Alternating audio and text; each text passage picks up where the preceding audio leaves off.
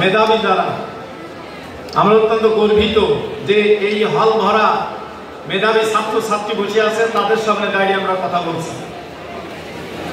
আর মেধাটা হচ্ছে মহান আল্লাহর দান। আমি জিজ্ঞাসা করি, মেধা কার দান? বলেন সবাই, কার দান? একটু জোরে বলেন, কার দান? আল্লাহর দান। মেধা আল্লাহ দিয়েছে। এই জন্য যেমন মেধার সাথে আমরা ভালো রেজাল্ট করব, আমরা ভালো হব, পাশাপাশি আমরা আল্লাহর গোলামি করব, আল্লাহর কৃতজ্ঞতা প্রকাশ করব। আল্লাহ বলেই দিয়েছেন যে তোমরা কাইফা তাকুলুনা বিল্লাহ আকুনতুম আমওয়াতান ফাইয়াকুম সুম্মা ইউমীতুকুম সুম্মা ইউহয়িকুম সুম্মা ইলাইহি তুরজাউন। তোমরা কি করে নাফরমানি করতে পারো? আমাকে বাদ দিয়ে তোমরা কি করে চলো? অথচ আমি তোমাদের সৃষ্টি করেছি, আমি তোমাদের মৃত্যু দেব, আবার আমি তোমাদেরকে জীবিত করব, আবার আমি তোমাদেরকে বিচার করবো, হিসাব করবো, আমার কাছেই তোমাদের ফিরে আসতে হবে। এই অনুভূতিটা মেধাবী যারা, তাদের ভিতরে যদি এই অনুভূতি থাকে, যেমন একটা রাখাল ছেলে, সে ছিল অনেক বড় মেধাবী, ছোট্ট একটা কিশোর, হলে ওর ছদ্মবেশে তাকে একটু পরীক্ষা নিলেন।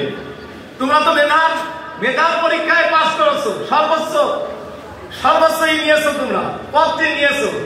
তো সেই ছেলেটির কাছে জিজ্ঞাসা করছো, তোমার এই যে এখানে তুমি ছাগল ঘাস খাওয়াচ্ছ, এই ছাগলগুলো কার? বলে আমার মালিকের, আমি তার গোলাম, এগুলো আমি ঘাস খাওয়াই, সন্ধ্যা আমি তার কাছে বুঝে দিই। বলে কতদিন তুমি গোলামি করবে?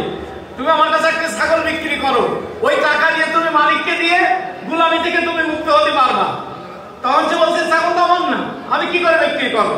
তুমি তোমার মালিককে বলো যে সেটা বাঘে খেয়ে ফেলেছে, এই কথা বললে হয়তো তোমার মালিক তোমার কথা বিশ্বাস করবে। তখন সেই ছেলেটি বলছে যে দেখুন, আমার মালিককে বললে মালিক বিশ্বাস করবে, কিন্তু আমার আসল মালিক, তার কাছে কি জবাব দেবো? আমি কখনোই ছাগল বিক্রি করতে পারবো না, সারা জীবন গোলামি করতে হলে করবো, তবু আমি আমার মালিকের সাথে আমি বেইমানি করতে পারবো না। ওই মালিকের ঠিকানা নিয়েছে, মালিকের বাড়ি গিয়েছে, খলে বাবু ওই তো ছদ্মবেশে ছিলেন, গিয়ে তার কাছে ওই গোলামটাকে কিনে নিয়েছে, কিনে নিয়ে তার হাত ধরে নিয়ে মাঠের ভিতর নিয়ে গেছে, নিয়ে যে বলছে, ভালো, কালকে যে তুমি সুন্দর কথাটি বলেছিলে, যে কথার কারণে আমি তোমার মালিকের কাছ থেকে আমি তোমাকে ক্রয় করেছি, পরে আমি তোমাকে মুক্ত করে দিলাম, যা আজকে থেকে তুমি মুক্ত। তবে তুমি শুনে রাখবে, ভালো, যে কারণে তুমি আজকে মুক্ত হলে, স্বাধীন হলে, এই কারণেই হাসরের মাঠে তুমি জাহান্নাম থেকে মুক্তি পেয়ে যাবে। এই যে অনুভূতি, এই অনুভূতিটাই হচ্ছে ইসলামী ছাত্র শিবিরের পুঁজি। আমরা দেখেছি একটা বিশ্বের ভিতরে হাসপাতালে বেডে একজন পিতা, সে তার অসুস্থ একজন বলছে, আমাদের ছাত্র সংগঠনের ছেলেরা আছে, আশেপাশে আছে, ওদের রক্ত আমরা দিচ্ছি, কথা না, তাদের রক্ত আমি নেবো না, আমি শিবিরের